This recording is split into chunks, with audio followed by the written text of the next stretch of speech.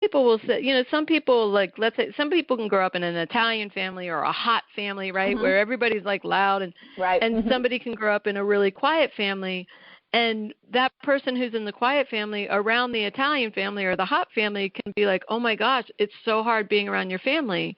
And it's just information. It's not saying your family is bad. To them, like to you, it wouldn't bother you at all. You're like, whatever, right? Right, this is your normal. But it's your normal. But to them, it's like, oh yeah, I that's funny you should say that. It doesn't bother me, but I could see how it would to you. How can I help you, right? But we don't have that skill. I also, in our world, like largely in our world, I don't see it in, a lot of people practicing it so we can even witness it and notice it. And so we have a lot of people just reacting and protecting themselves.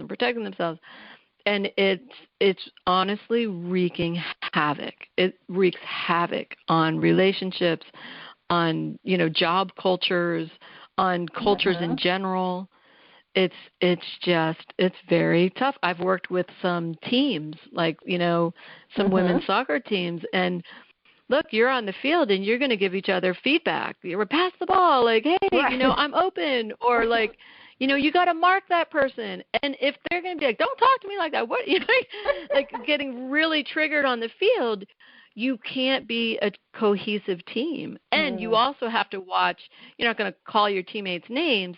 You have to watch how you're speaking it, but it's a whole skill level that on the pro teams to the, newly formed teams to office teams, we have to learn this skill if you really want to thrive in your marriage everywhere. I love that, because when we're trying to get better at something, the way we get better at something is to get feedback on it. So, so it's like, okay, I say I want to be a better soccer player, so somebody's got to give me feedback, or I want to be a better golfer, or I want to be a better speaker, or being a better writer. All of these things we get feedback on, and so I think this is just kind of an advanced version of it. So I want to remind people that This is Happily Ever After is just the beginning on webtalkradio.net. I'm Leslie Dories, and I'm talking with fellow relationship expert Lisa Merlo-Booth about the impact of defensiveness on your relationship and therefore on your life. And as you've heard, defensiveness is a natural response, but that doesn't mean it's a good one. And if you're familiar with John Gottman, the marriage guru, you will recognize it as one of the 4 horsemen that can lead to divorce. So if you find yourself getting defensive with your spouse and you want to learn a better way, I can help, and I invite you to get in touch with me and schedule your free, no-obligation, 5-star relationship discovery session. You can reach me by phone at area code 919-924-0463. That's 919-924-0463. Or by email at Leslie, Lesli, at foundationscoachingnc.com. That's FOUNDATIONS, coaching, N as in Nancy, C as in Charlie.com. And now I want to get back to this conversation about defensiveness and more to the point, what somebody can do about it. So Lisa, if someone has damaged their relationship with defensiveness, how can they repair it? So, there's so many steps to that. What I'm going to say first, the most important thing is you have to recognize that you have a problem. Recognize it's an issue. And once you recognize it's an issue, you want to be able to talk to your partner or your boss or whoever and be honest about it. Like, listen, it's hard for me to take in feedback. With your spouse, it's like, look, yesterday you talked to me about blah, blah, blah. And I got really reactive with you, and, I'm sorry about that. Here's what I wish I had said. Let me try that again. Let me have a redo. In general, like if it's a pattern of defensiveness that you need to work on, then what you have to do is work on your defensiveness minute by minute, step by step. And I'm doing a defensiveness course, which will walk you through those steps.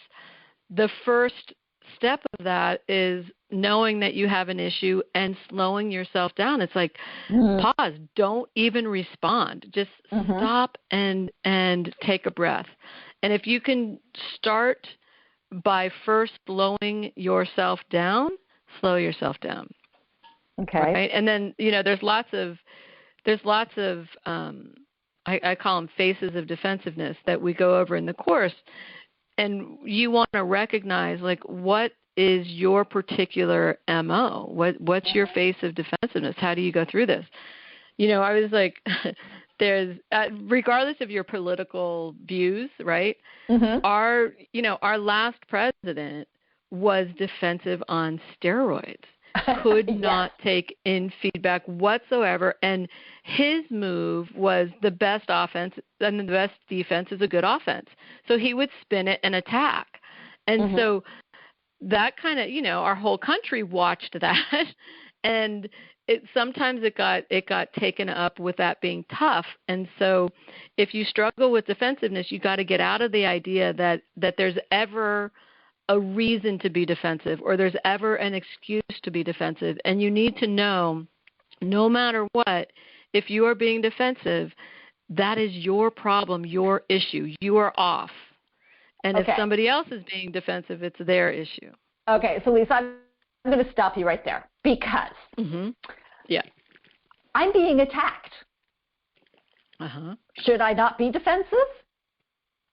You need to, well, first off, you have to really figure out, here's the trick. If you tend to be defensive, many people who struggle with defensiveness feel attacked all the time about the smallest little things, and they're actually not being attacked. They're being given feedback.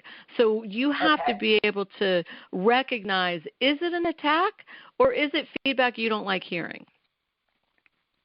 That is very hard. And the difference would be what? Well, being attacked is you're having, it's a character assassination. You're a jerk. You're an idiot. You're incompetent, right? That's being attacked. And if I'm being attacked, I don't have the right to, it's not going to help me to be defensive. What I want to do is step in with a grounded, powerful strength, and I want to set a limit, right? Defensiveness is about, I didn't do that. You're lying. It's you. It's that. Right. Setting a limit is, I would love to have this conversation, but you need to lower your tone, right? Or you're yelling at me, and unless I'm ending this conversation if you don't change how you're speaking to me. Right. And then I end the conversation, right? Right. So that's not defensiveness. That's just setting a limit.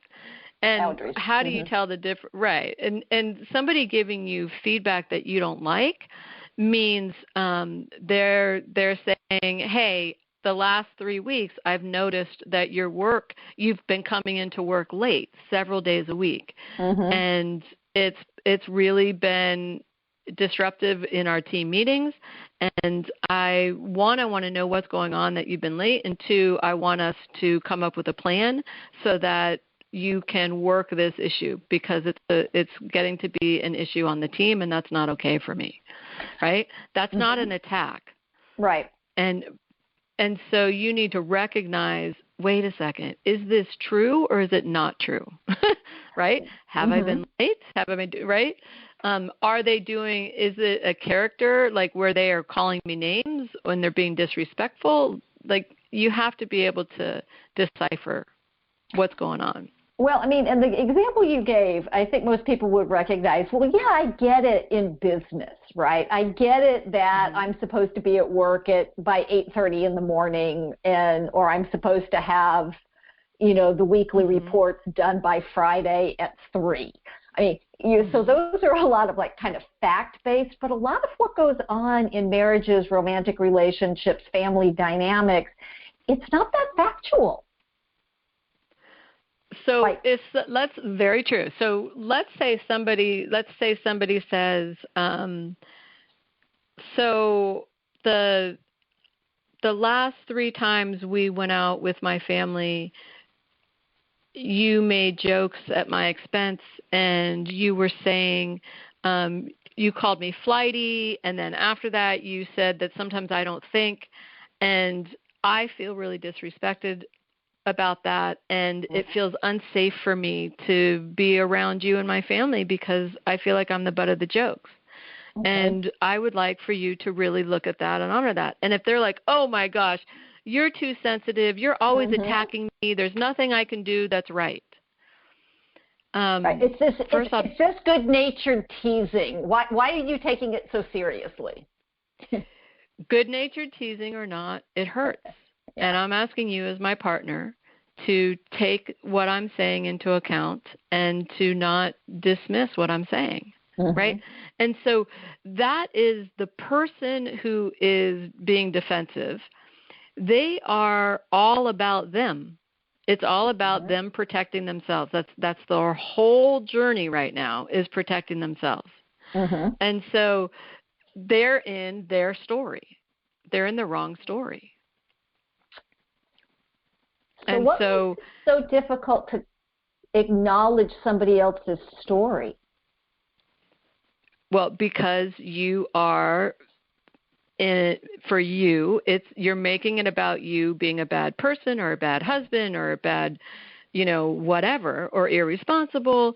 And so you are more about covering up your shame than you are about healing their pain. And that just is a double whammy. One, you hurt them, and then two, you doubled down on the hurt by protecting you instead of going and protecting them. But what if they don't deserve to be acknowledged? No such thing as that. Everybody deserves to be acknowledged. I know. But that is right? That is one of the arguments that people get into. Yes. That is that what about kind of thing. It's like, well, you do blah, blah, blah. And it's like, yes, I may do that, and we can have that conversation when we're finished with this one. Right. But right now we're doing this conversation. Exactly. That's what happens. See, when you realize it really... This is why the first step is you have to recognize that you have an issue with defensiveness. And this is funny because I offered this course for the first time back in April, and I really thought most of the people who were going to sign up for the course were going to sign up because of their partner, right? Okay. Or, somebody else is defensive and, oh my gosh, they need, they're driving me crazy. I need to figure out how to do it. And so many people, so I had several people in that course were doing it for their partner, but several actually were doing it for themselves. And they were like, gosh, I've struggled with defensiveness my whole life, which was great. But the ones who were coming there for their partner, after the second class, they're like, oh my gosh, it's me. I'm defensive. And so it was like this, they're like, oh my gosh, I am so defensive. I see what's happening. And so I think step one is really have the courage and the humility to look at, wait, do I also have this issue? And that's hard, Well, and I would go out on a limb and say we all do, unless we have specifically looked at it, addressed it, and learned how to be able to take in difficult information. And I'm going to even argue that even those of us who can do that a lot of the times, there's still going to be times when we will get defensive. Yes. So true. So true. This used to be a big issue for me, like growing up, and probably for like the first 5-10 years of my marriage, probably 5 years of my marriage, but that's because I'm in this business. If I wasn't in this business, it would still be a huge issue. And what I can say is it's so freeing to me now to be like, you're right, my bad. Let me fix it. I can't even tell you how good it feels. It's like, which sounds crazy a little bit, but it's very, very freeing. And I agree. I think that so many people struggle with defensiveness because we don't have role models. We don't have teaching. 1,000 reasons. Self-esteem. There's so many reasons, right? I do think that for some people, it's more of a chronic, pervasive And actually, for a lot more people than we think, it's more of a chronic, pervasive pattern that is really causing problems.